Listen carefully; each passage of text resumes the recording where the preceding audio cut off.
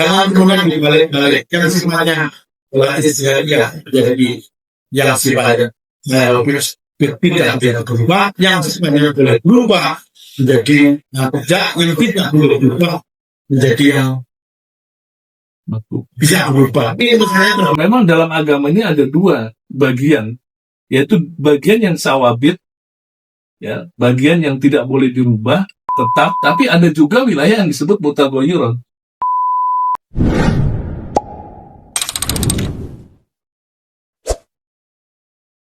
Assalamualaikum warahmatullahi wabarakatuh. Waalaikumsalam warahmatullahi wabarakatuh. Bismillah, alhamdulillah, wassalatu wassalam ala rasulillah, sayyidina wa maulana Muhammad ibni Abdillah, la haula wa la quwata illa billah.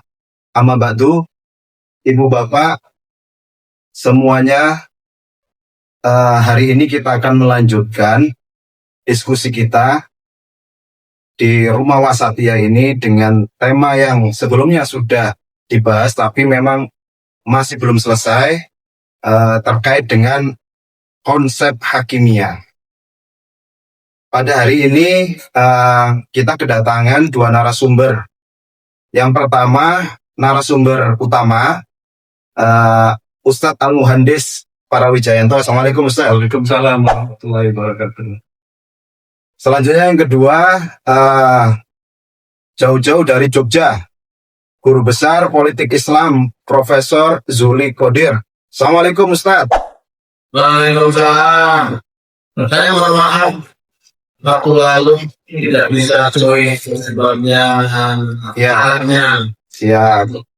Terima kasih Ustadz atas waktu dan kesempatannya hari ini. Jadi hari ini kita akan coba untuk lebih jauh lagi membahas terkait dengan konsep hakimiyah ini, di mana hakimiyah ini menjadi embrio atau semacam pelajaran awal bagi para pejuang Islam atau teroris. Nah, pada kesempatan sebelumnya sudah disampaikan bahwasanya Ustadz Parawijayanto sudah mencoba untuk menjabarkan bahwasanya hakimiyah ini tidak serta-merta mutlak hanya bisa dimaknai dalam satu istilah atau satu konsep. Jadi Ustadz Parawijayanto menyampaikan sebelumnya konsep hakimiyah ini setidaknya ada 3 level. Pertama terkait dengan hakimiyah tahkimiyah, yang kedua takwiniyah, yang kedua hakimiyah tasyri'iyah, kemudian yang ketiga tahkimiyah qadha'iyah dan wilayah siyasiyah. Nah, mungkin nanti Ustadz Parawijayanto akan coba untuk menjabarkan lebih detail lagi terkait dengan 3 level konsep hakimiyah ini. Nah, untuk kesempatan pertama saya sampaikan kepada Prof. Zuli Qodir untuk bagaimana melihat konsep hakimiyah ini dari kacamata politik Islam atau gerakan politik Islam, baik dari sisi sejarah maupun perkembangannya hingga hari ini. Silakan, Prof. Zuli. Terima kasih. Assalamualaikum warahmatullahi wabarakatuh. Waalaikumsalam warahmatullahi wabarakatuh. Pertama, saya untuk menyampaikan terima kasih diundang untuk ikut berdiskusi dalam Islam Wasatiyah atau Rumah Wasatiyah yang mulai ini, dan mudah-mudahan bisa berkontribusi dalam bicarakan yang menurut saya sangat penting, walaupun mengandung variabel di dalamnya. Karena ini sesuatu yang seringkali variabel, maka akan berupaya menjelaskan secara ringkas dan mudah-mudahan tidak membuat semakin banyak perdebatan di dalam. Ketika saya membaca beberapa literatur terkait dengan hal hakimiyah, ternyata memang sebagian mendorong menyatakan bahwa perubahan hukum di muka bumi untuk umat manusia adalah hanya Tuhan, yaitu dihukumi oleh sebagian besar orang yang ada di muka bumi ini, terutama umat Islam. Tetapi ada sedikit kurang penjelasan kenapa dipahami semacam itu. Mestinya menurut hemat saya dilihat asbabul nuzul dan juga asbabul wurud ataupun konteks sosial politik pada saat ayat tersebut itu diturunkan dan diimplementasikan oleh Rasulullah Muhammad SAW serta para sahabat dan juga para tabi'in dan juga tabi'in. Sebelum ketikanya, kalau di Indonesia caranya adalah begitu jauh. Kalau jalan kaki tidak jalan juga. Kalau jalan kaki jalan kaki udah mati dengan yang begitu tenggelam di laut Jawa. Nah, tapi seringkali penjelasan secara historik dan juga sosiologis kurang mendapatkan ruang yang baik. Kenapa yang dimaksudkan membuat hukum adalah hanya Allah dan yang bisa menghukum itu hanya Allah. Jadi itu agak kurang mendapatkan kursi yang bagus. Sehingga di banyak tempat ditafsirkan secara literis dan kemudian tanpa konteks sosial, histori dan juga sosial politik. Dugaan saya, kenapa pada saat itu disebutkan bahwa di konteks hukum itu Allah dan yang harus diterapkan sebagaimana mestinya. Ya karena saat itu umat Islam itu sedikit. Sedang dalam rangka membangun komitmen soliditas tidak terjadi pada zaman itu tinggal migrant ya, tidak terjadi niat dengan umat. Sehingga lebih lama menegaskan maka pembuat hukum itu hanya Allah dan harus ditetapkan hukum Allah. Ini jangan-jangan yang dimaksudkan ditetapkan hukum Allah adalah terkait dengan syariat yang itu sudah ditetapkan seperti ini. Misalnya membuka syahadat atau yang disebutkan dengan istilah rukun Islam yang lain. Ya kalau rukun Islam yang lima tentu saja harus sesuai dengan hukum Allah. Azan sesuai dengan Allah ya. Walaupun azan tidak wajib ya, tapi kan harus dimulai dari Akbar dengan la ilaha. Kalau azan dimulai dengan la ilaha diakhiri dengan Allah Akbar itu balik-balik. Atau sholat di bawah diawali dengan kemudian diakhiri dengan salam, mengadapkan dan mengadapkan. Tetapi dari hadis itu bahwa salah pun ada berbagai cara berjalan. Takbiratul ihram cara menggerakkan tangannya juga berbagai macam. Lalu apakah itu mengatakan yang takbiratul ihram yang tidak telinga itu kemudian tidak dibunuh oleh Allah. Lalu yang takbiratul setelah di telinga kemudian nabrak bagian sendiri itu yang paling dibunuh Allah. Sebenarnya yang di depan ini tidak. Ini menjadi soal yang sulit.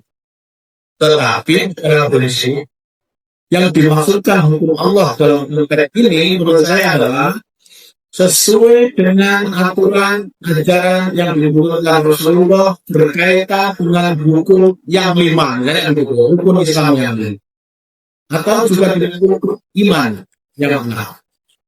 Jadi kalau ada orang yang tidak percaya hari kiamat, maka itu tidak sesuai dengan ajaran Islam. Kalau ada orang yang tidak percaya pada Allah dan Rasulnya, maka itu tidak sesuai. Saya menurut saya, dan dalam konteks itu Rasulullah menjadi sangat arif dan bijaksana.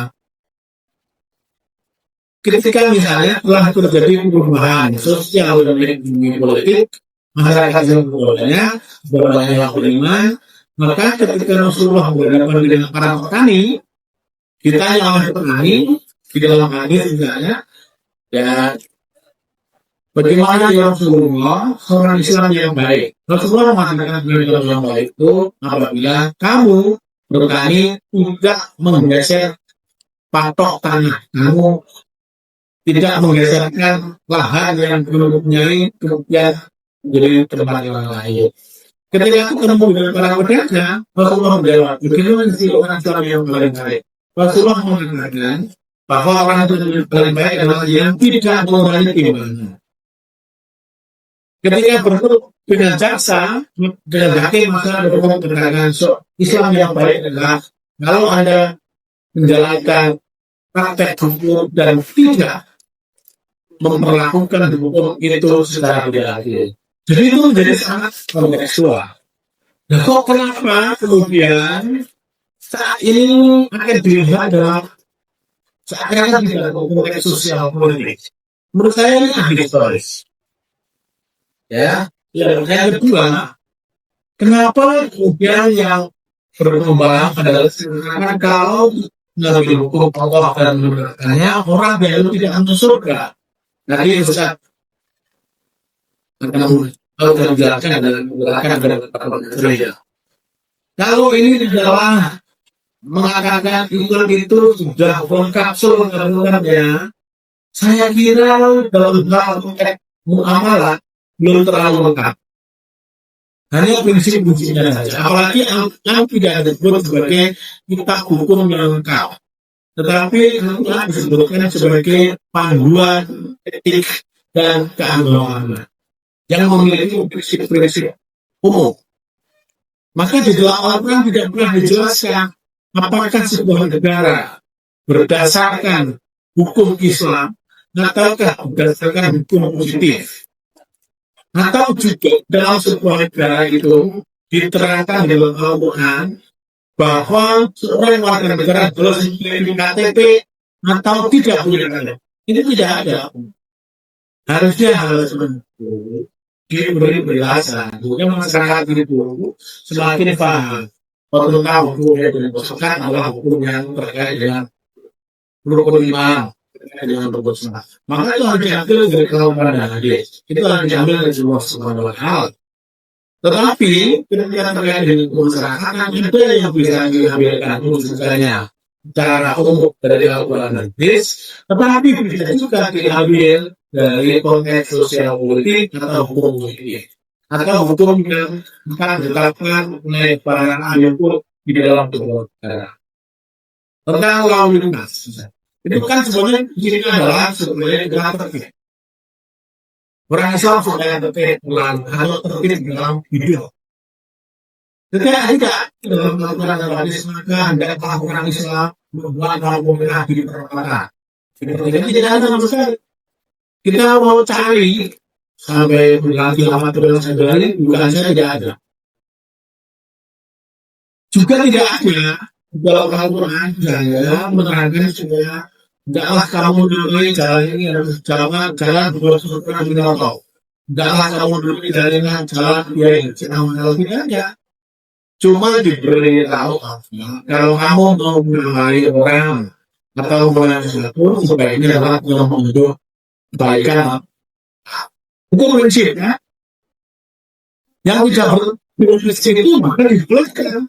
Nah, di garasi itu tidak dikenal memudahkan atau negasi. Dikenalnya adalah Surono. Ya sudah, dalam Surono. Maka nggak boleh.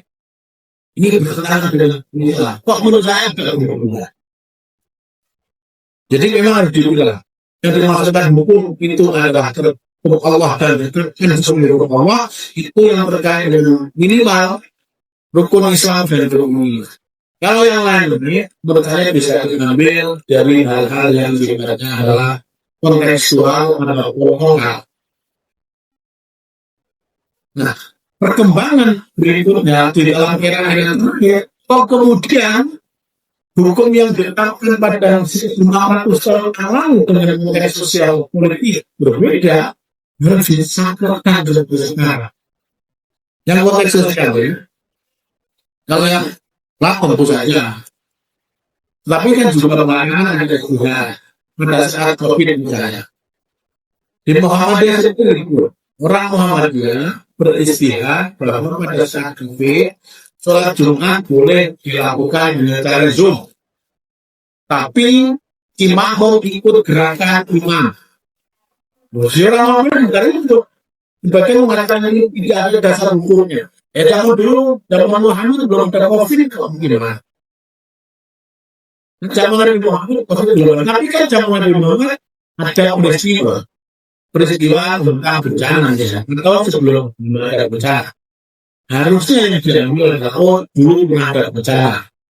Maka dilakukan kias, diambillah jalan yang sesuai dengan apa yang dulu terjadi di Rasul. Tapi ini adalah buku berkaitan dengan juga sholat misalnya. Ya. Suatu saat saya mengatakan secara budaya mengatakan bahwa imam dan makmum itu sekurang-kurangnya 400 meter atau 500 meter ke belakang. Atau sekurang-kurangnya bisa melihat imam. Nah, sekarang sholat jumhur atau di masjid Nabawi atau tidak nanti sholat di masjid Haram atau di masjid Nabawi.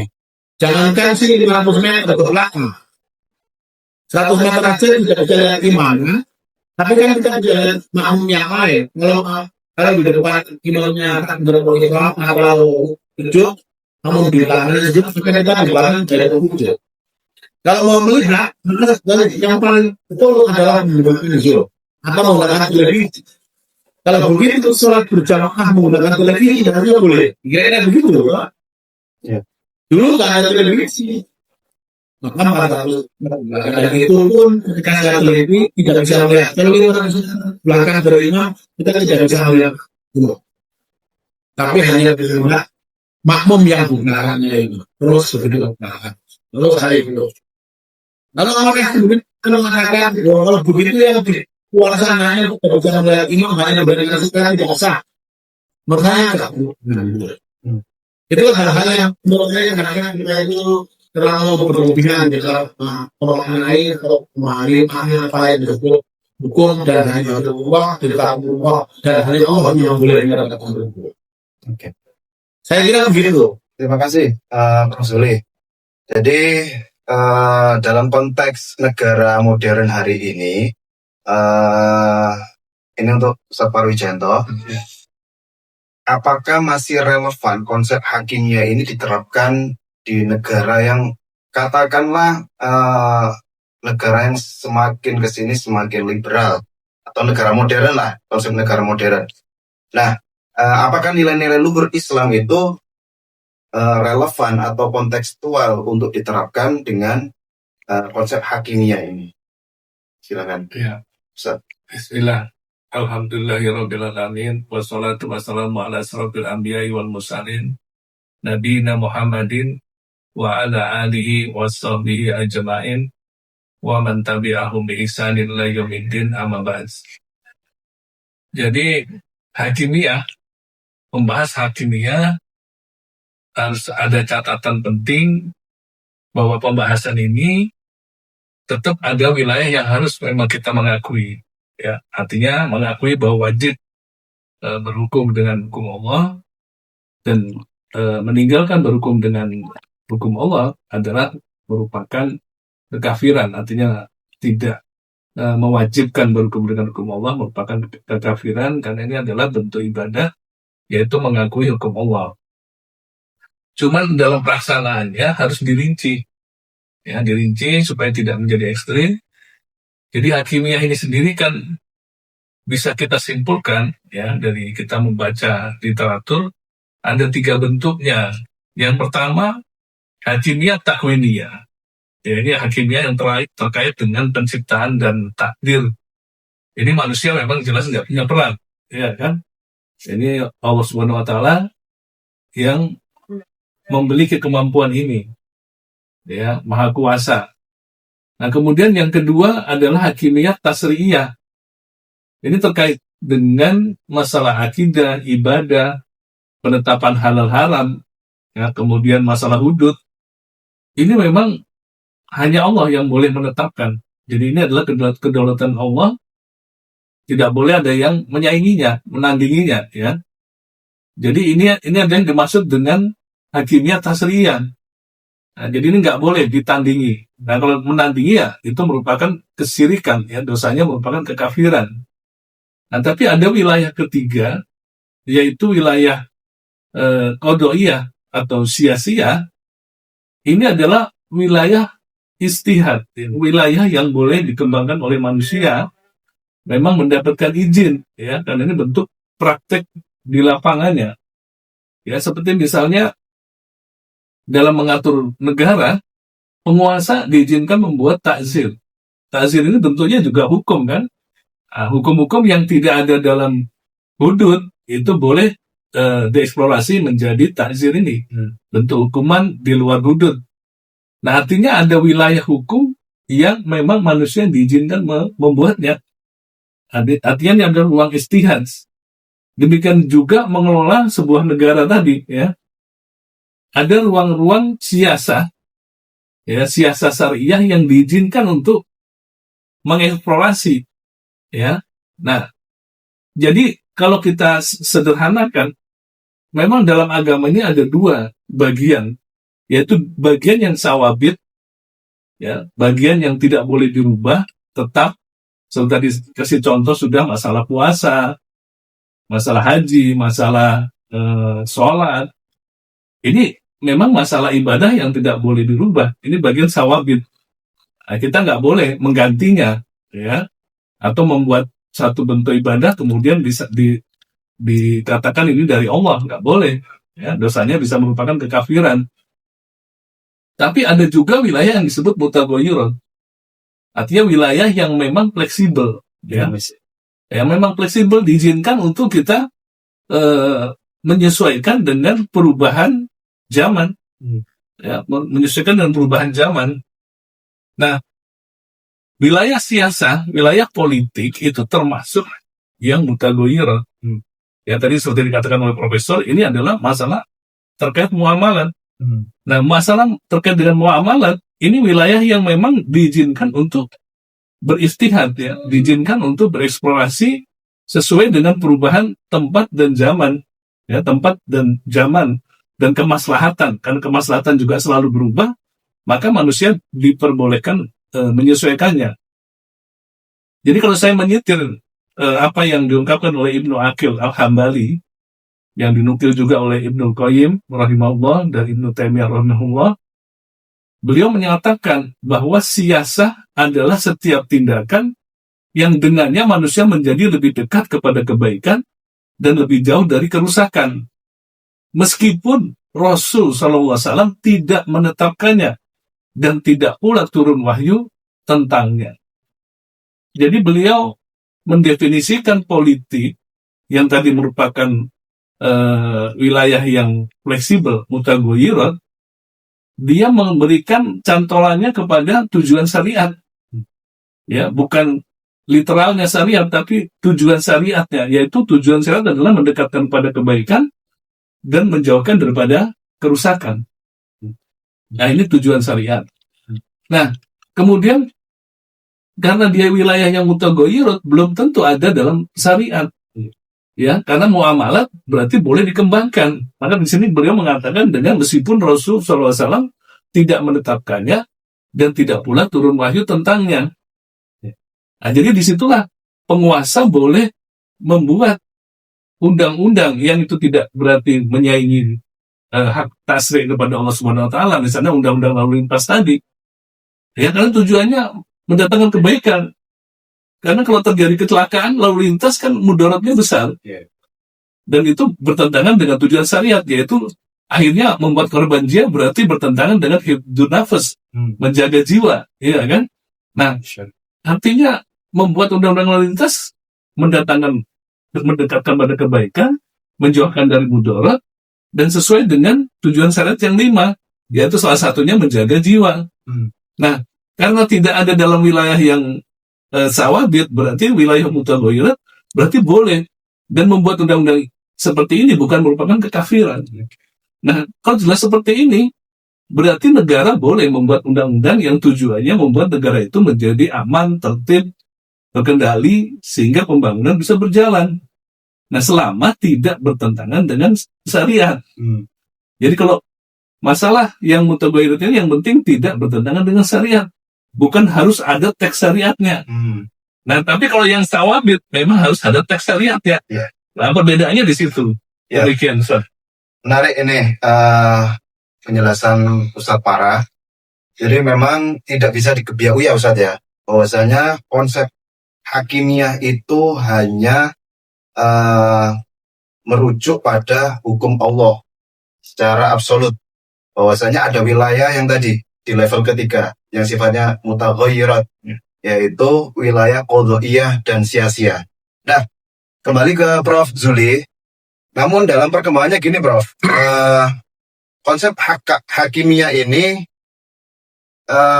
sifatnya semakin kesini kok kesannya dipolitisasi. Jadi ini sebenarnya kenapa? Akarnya apa? Apakah ini memang ada misi atau ada gerakan tertentu yang pada akhirnya hanya dimaknai bahwasanya apa yang tidak menjadi hukum Allah itu kafir. Yang ini menjadi landasan berpikir para kelompok-kelompok jihadis teroris. Nah, silakan Prof. Ya, seperti yang saya lupakan dan juga Ustaz mengatakan, ada hukum tidak bisa berubah. Lalu ada yang masalah yang tetap, yang tidak boleh diubah. Kalau berubah itu bertentangan. Sementara ada yang berubah, yang itu adalah sifatnya istihadiyah.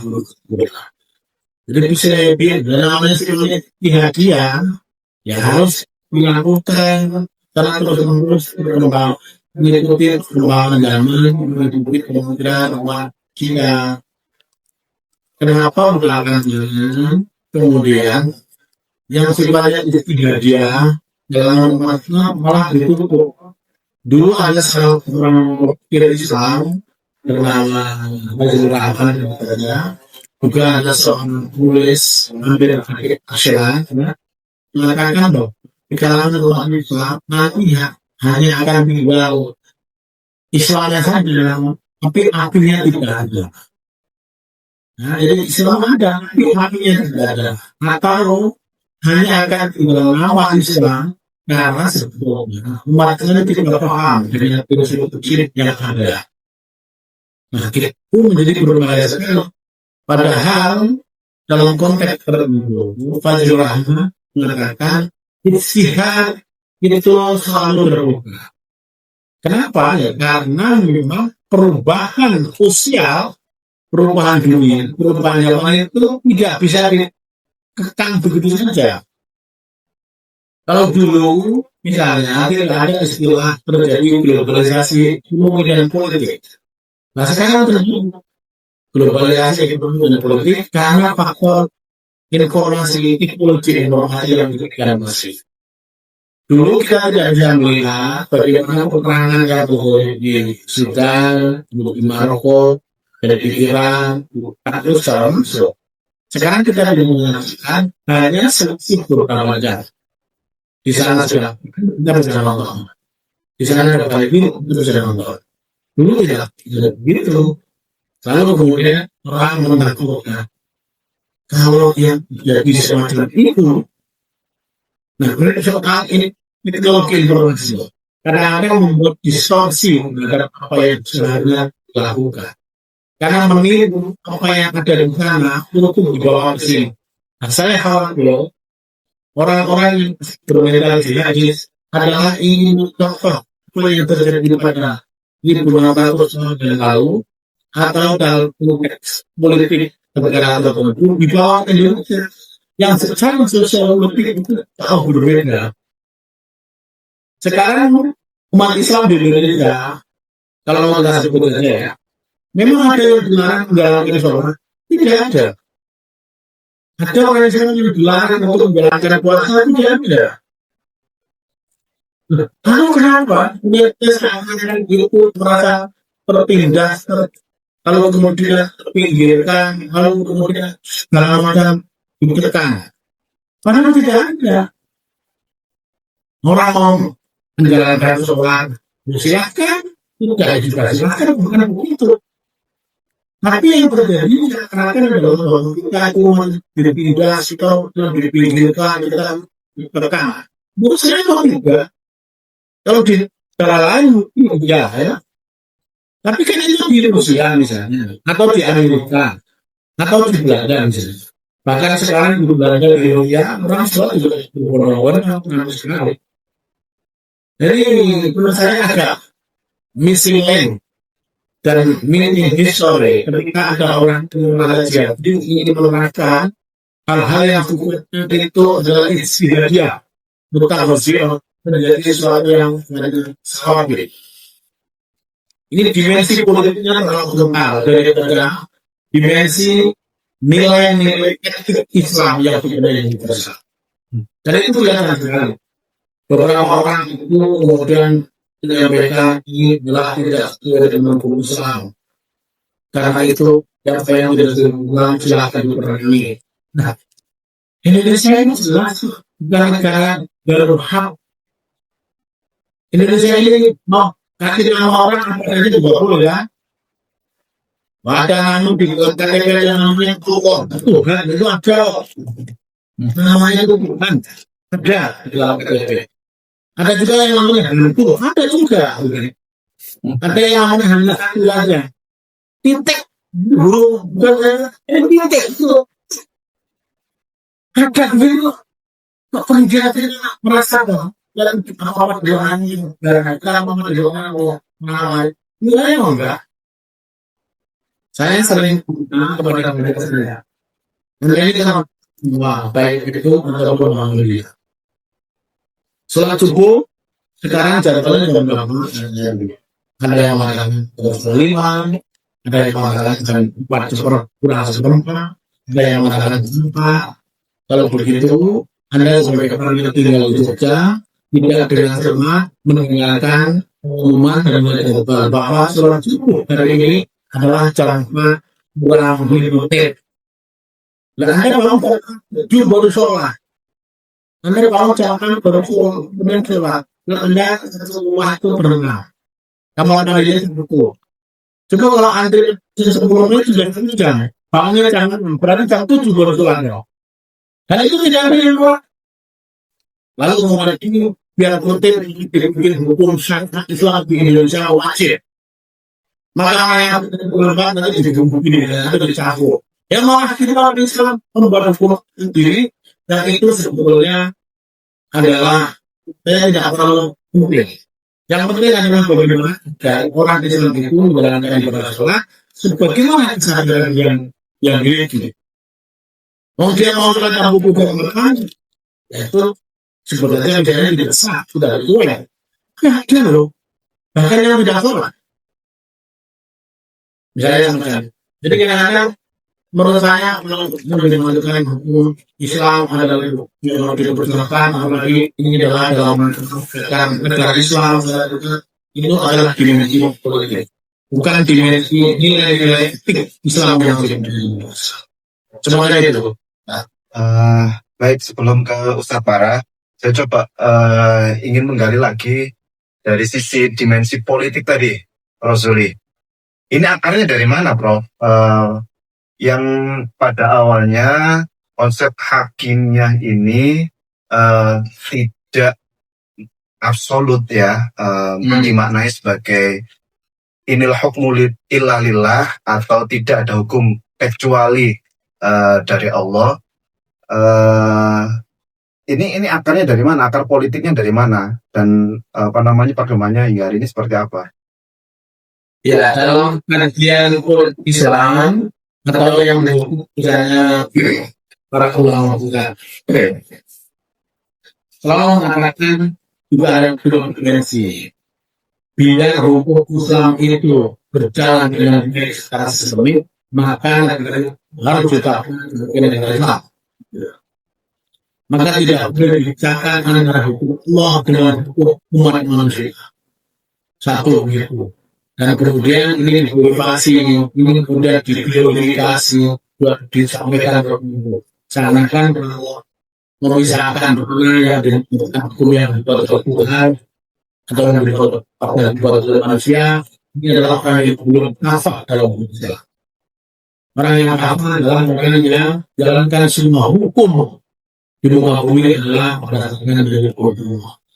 Tetapi tidak melupakan bahwa tidak semua masalah muka bumi ini sudah tertuang di dalam Al-Quran. Tadi saya contoh tentang KTP. Sampai hari ini tidak bisa ditemukan bahwa supaya tertib kalau kita bisa dari luar negeri maka kita memiliki KTP atau memiliki paspor. Apakah kemudian kita di dalam Islam tidak ada?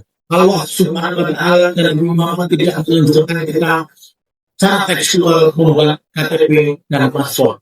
Yang Allah berkata bagaimana? Apakah kemudian Allah butuh kita kemudian orang yang syirik, orang yang tidak? Menurut saya berbeda. Tapi karena di dunia politik, maka kemudian apa saja yang tidak membangun harus sesuai dengan Allah. Yang tidak sesuai itu tidak bisa dijadikan jalan. Yang kedua adalah memang yang berfungsi bahwa hal-hal yang sifatnya keduniawian itu silakan diatur saja. Bahkan termasuk bangunan tentang organisasi itu berada. Ya, jadi memang ada Quran yang menyatakan bahwa prinsip bernegara, bentuk negara itu tidak diatur secara kalau kita kecil ataupun hadis Nabi. Yang ada adalah bagaimana agar negara itu hadir atau ada, tapi penegakan keadilan tidak ada di sini. Harus ada kerjasama, harus ada musyawarah kalau tentang negara. Itu kan prinsip. Dan itu berarti di mana saja dan mudah-mudahan saja supaya begitu. Cuma tidak ada yang secara tegas mengatakan harus jelas kebutuhan negaranya. Tapi kok ada? Ya itu karena memang dia dimensi politiknya lebih kuat. Kalau kita tadi bertentuan yang jihadis ke ex-HTI akan mengatakan negara harus ada dan bentuknya harus jelas. Kenapa? Karena inilah kelompok mendorong hukum supaya hukum Islam yang kiri dan betul tadi yang sifatnya dimana tadi bisa berjalan. Tetapi kan hukum Islam itu bukan hanya hukum dan saja, ada banyak. Itulah yang sebenarnya harus diberi penjelasan maka sehingga tidak terjebak bahwa seakan-akan berfungsi itu hanya wilayah itu duduk jinayah. Nah, yang harus juga sudah ini. Saya kira sih begitu ya, ini dimensi politik diterangkan oleh kawan yang tidak politik. Sementara kalau yang belajar Muhammad yang didirikan dua untuk belajar politik oleh kawan-kawan yang tidak hanya teoris. Menyambung apa yang disampaikan Prof. Zuli, Ustaz Kara. Jadi konsep hakimiyah ini semakin ke sini itu seakan-akan dipolitisasi atau masuk ke dimensi politik.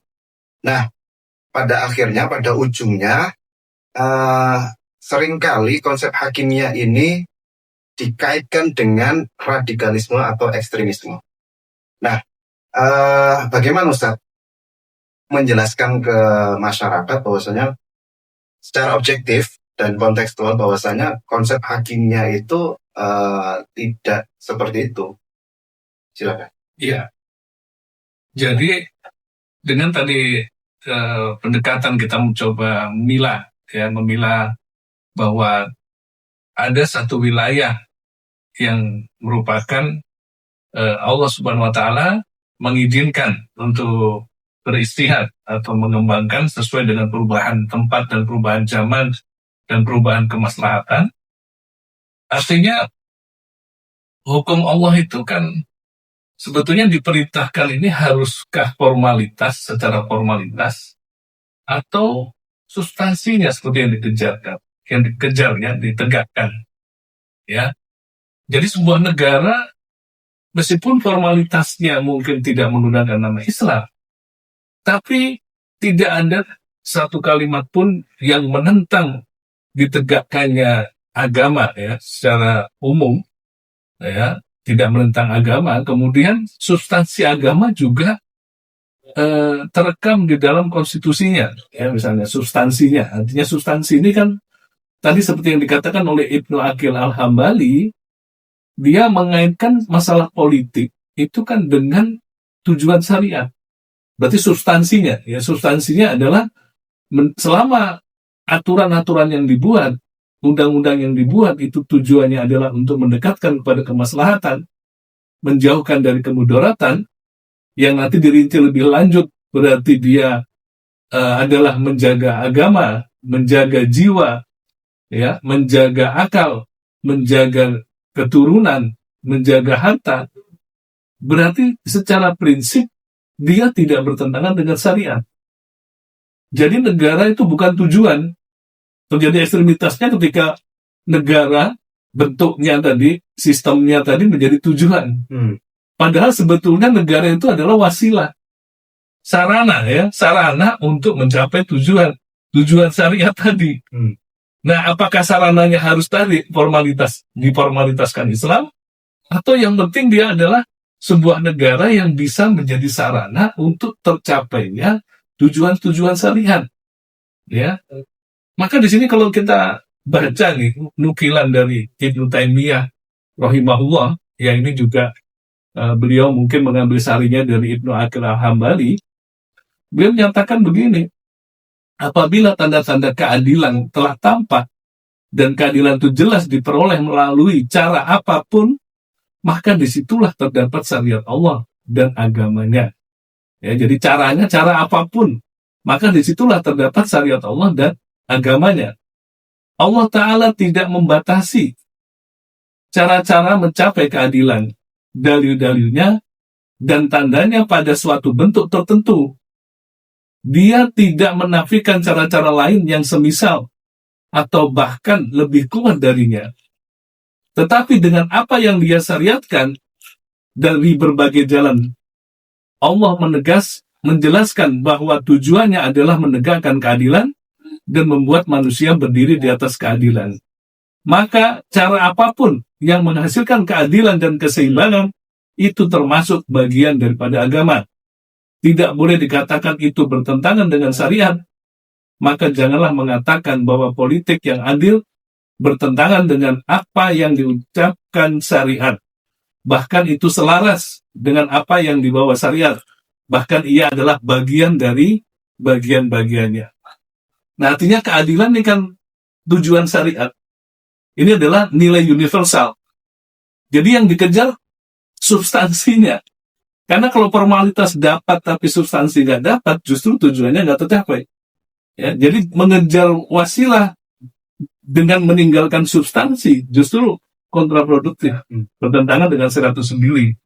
Makanya di sini ditekankan ya oleh Ibnu Aqil Hambali, yang penting substansi dan wasilahnya itu tidak bertentangan dengan syariat. Kalau substansinya jelas sesuai dengan syariat, kalau itu bisa ditegakkan dalam sebuah negara, berarti tujuan syariat tercapai. Nah, dengan begitu kita bisa mengikuti perkembangan sistem politik yang selalu berubah-ubah dari masa ke masa, ya, dan tidak berusaha membakukan yang mutagoyirat, yang fleksibel, justru dijadikan baku. Nah, ini akan akhirnya bertentangan terus dengan zamannya. Demikian. Ya,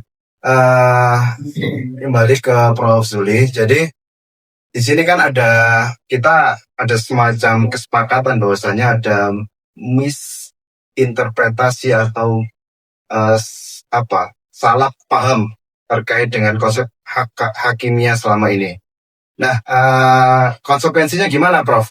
Terhadap hukum-hukum di negara yang modern lah, katakanlah seperti itu. Konsekuensi baik secara teologis maupun secara politik. Ya, untuk beberapa negara, sebetulnya saya Turki. Turki itu sebenarnya orang negara yang sekuler, sangat asing.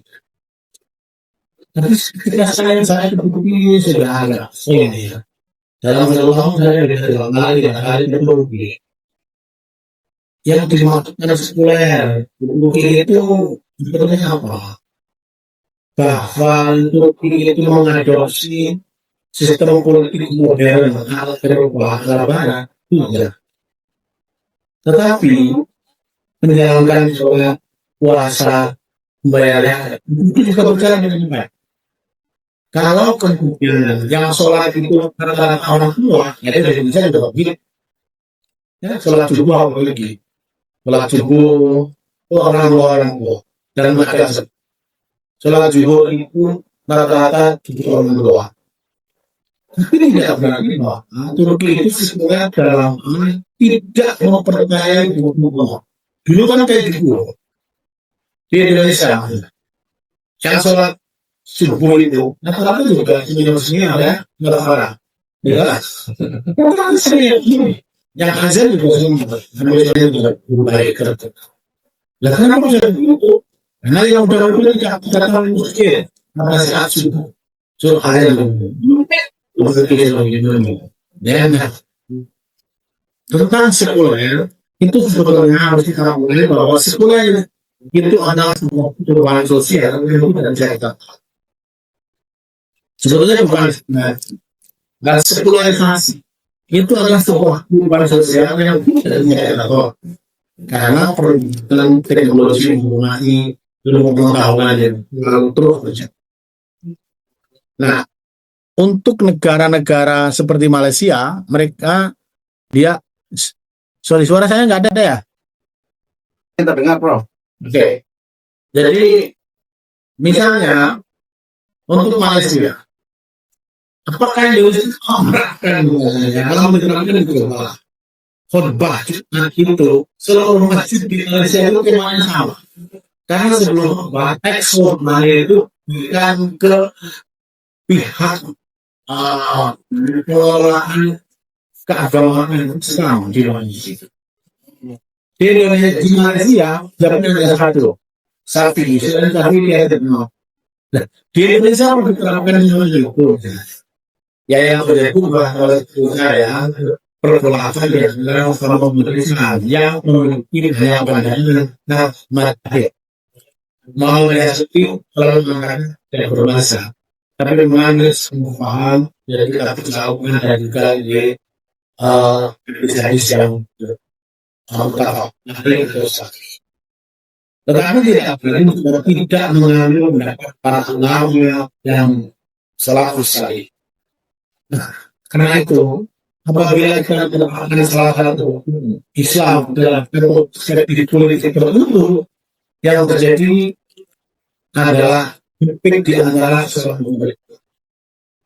Bukan berarti makanya semakin terutama semakin damai untuk konteks Indonesia punya itu dan juga di negara-negara lain di Malaysia untuk menerapkan adat sementara ada yang lain, maka perlu umat Islam dengan perkembangan masyarakat di Malaysia itu tidak jauh lebih baik dari Indonesia.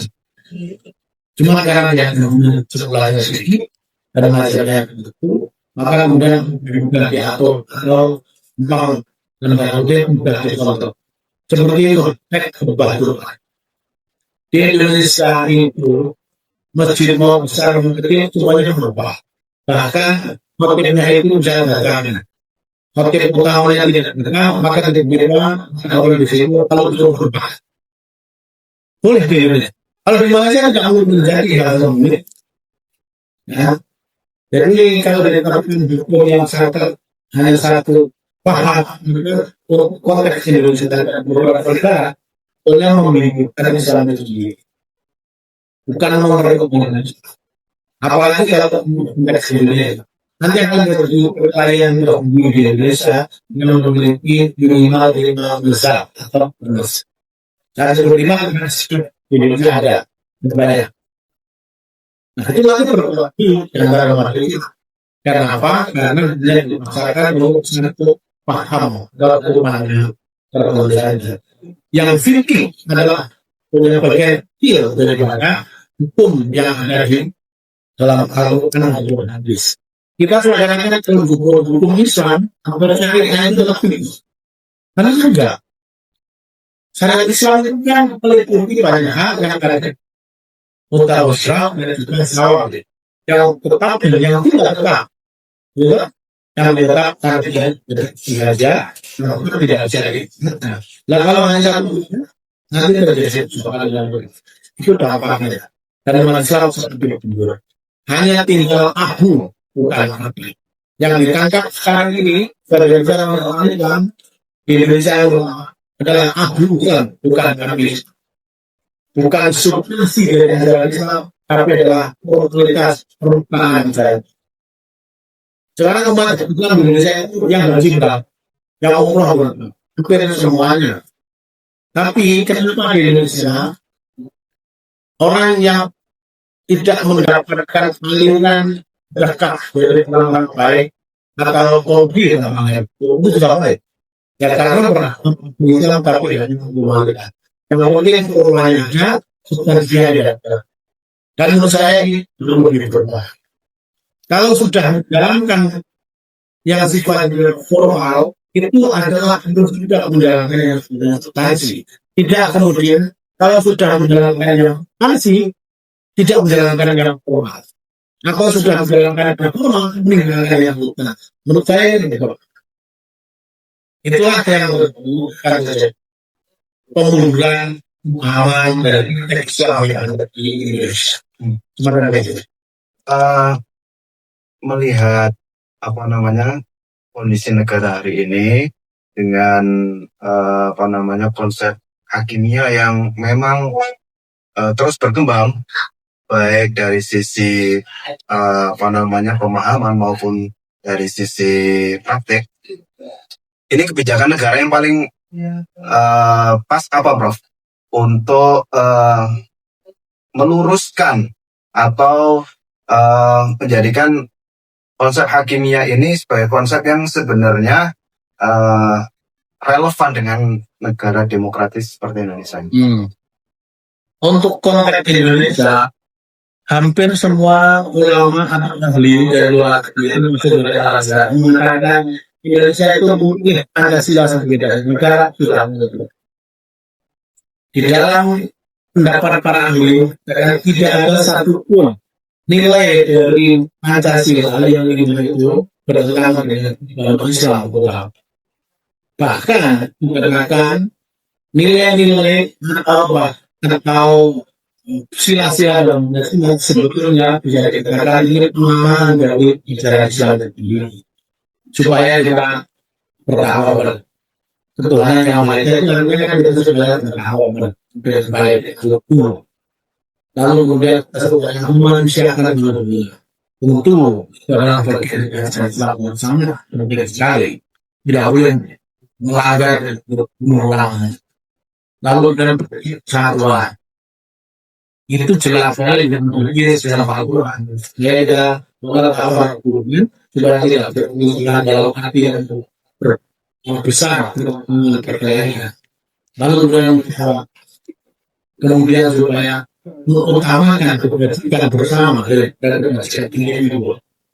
Lalu kali maka Muhammad mengatakan bahwa dalam akibat sebagai itu adalah negara Pancasila.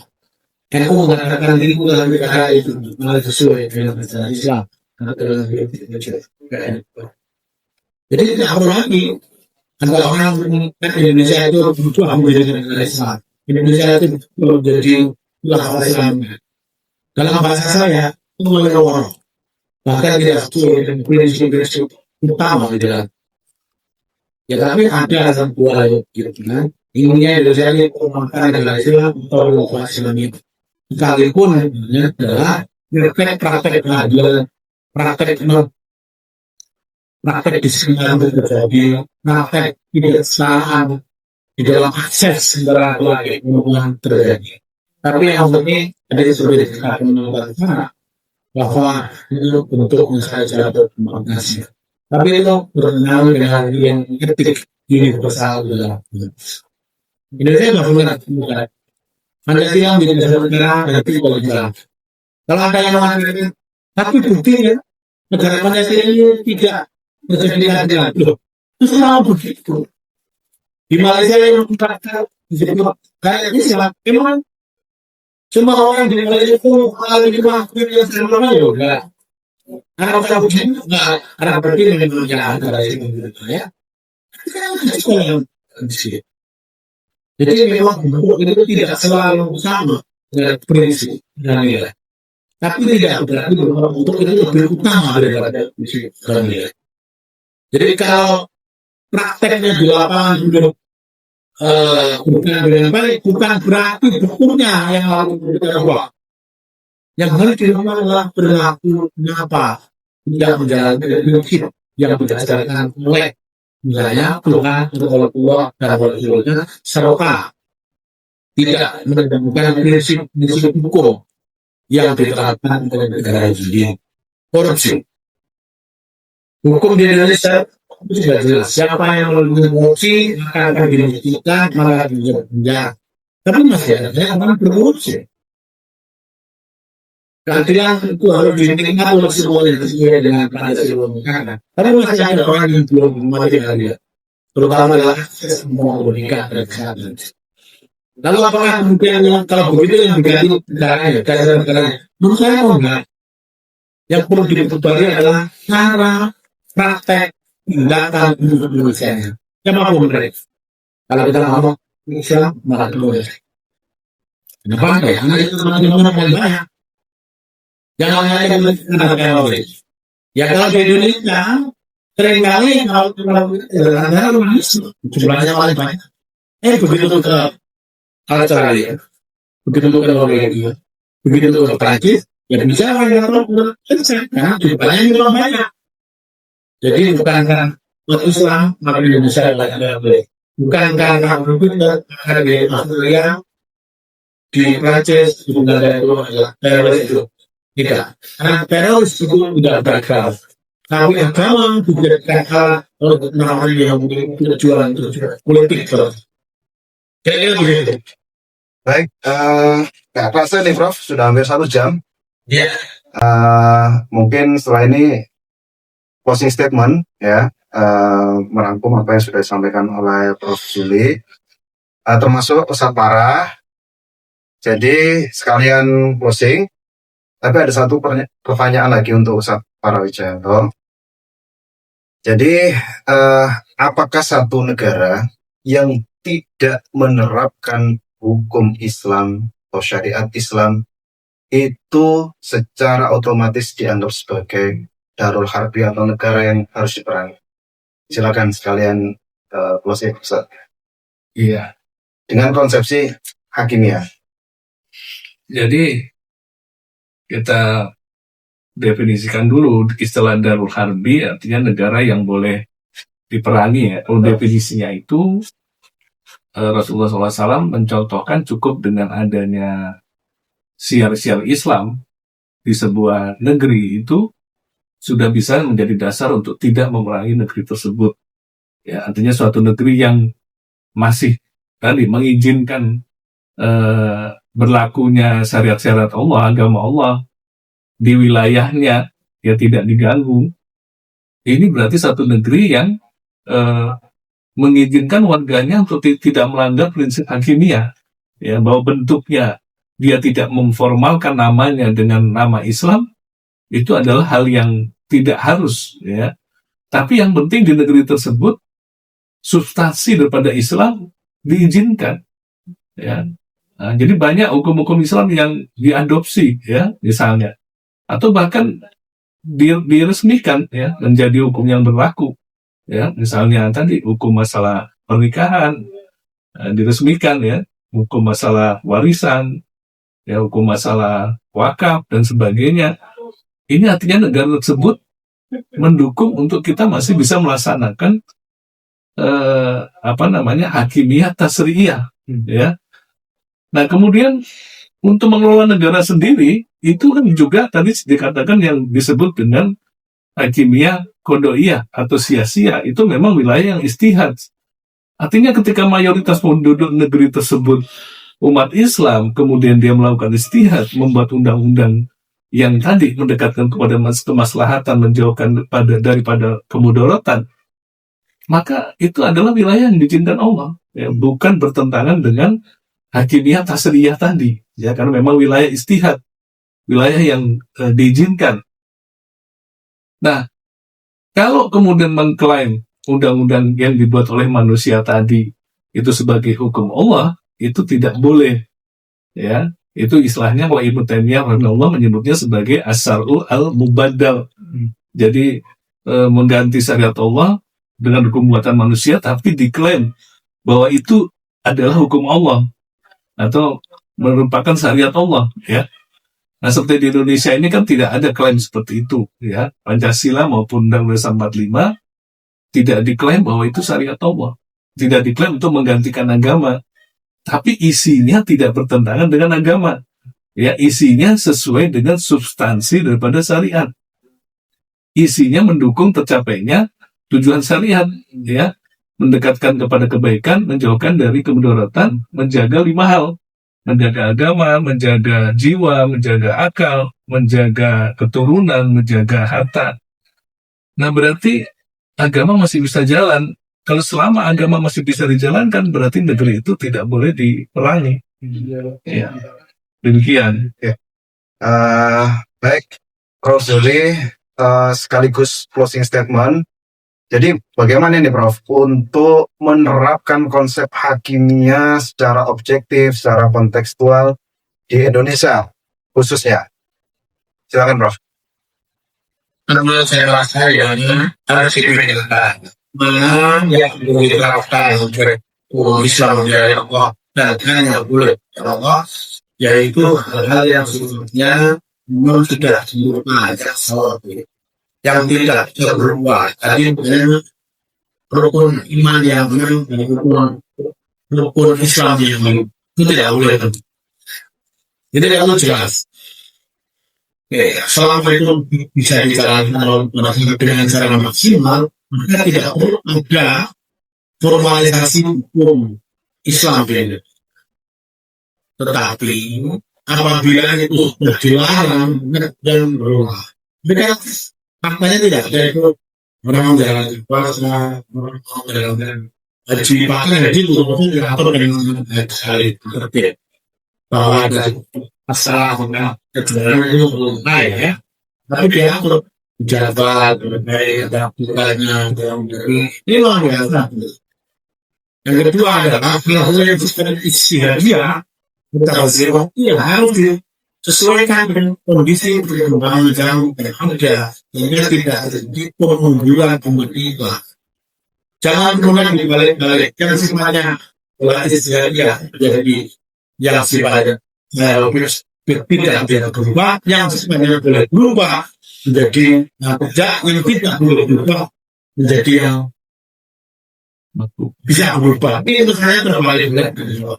Jadi harus harus dibedakan mana yang tidak berubah atau yang tidak berubah dan mana yang tidak berubah. Rata aja. Kalau begitu, insya Allah Indonesia maju dan jaya bisa menguasai ini. Tapi selama hidup soal kekurangan dikumpulkan saja. Karena Indonesia itu umat Islam, maka umat Indonesia akan seperti akan seperti air yang pada dia itu limbah yang akan menjadi penting. Kita bukan aku. Saya begini. Ya. Terima kasih Prof. Zuli Kurnia, Ustadz Parang Wijayanto, serta pemirsa podcast Rumah Wasatiyah. Demikian diskusi kita pada hari ini. Sebenarnya masih sangat banyak yang bisa kita diskusikan. Mungkin nanti untuk pertemuan selanjutnya kita akan lebih detail lagi membahas terkait dengan konsep hakimiyah ini. Dan pada akhirnya memang konsep hakimiyah ini ketika diterapkan di Indonesia khususnya, yang kita harapkan adalah kita menjadi negara yang Darussalam atau negeri yang penuh dengan kasih sayang, keselamatan, bukan Darul Islam. Terima kasih. Kurang lebihnya mohon maaf. Assalamualaikum warahmatullahi wabarakatuh. Waalaikumsalam warahmatullahi wabarakatuh. Maturun, Pak Khalil, Dato, Nanggung Jaya, Kemudian